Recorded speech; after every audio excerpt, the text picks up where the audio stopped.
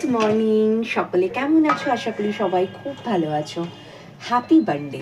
ব্যাস মানডে মানেই মনের স্কুল শুরু, কারণ স্যাটারডে সানডে তো মনের ছুটি থাকে। তো আজকে মন আবদার করেছিল বাবার কাছে যে নতুন একটা টিফিন বক্স দিতে হবে।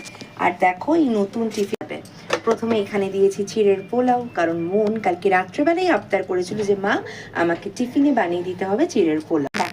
তার সাথে এখানে কয়েকটা দিচ্ছি মাখানা, কারণ মাখানা খেতে আমার ম্যাডাম ভীষণ ভালোবাসে। ভ্যালেন্টাইন্স ডেতে ও পেয়ে গেছিল একটা ডেয়ারমেল সিল্ক, সেটাও দিয়ে দিলাম। তো আজকে সে নতুন টিফিন বক্সে নিয়ে যাচ্ছে বলে ব্যাপারটাই একদম অন্যরকম। আর তার সাথে জল তো ভরেই দেবো, দেখো জলের বোতলটাও ধুয়ে দিয়েছি, শুধু এবার জল ভরে দেওয়ার পালা।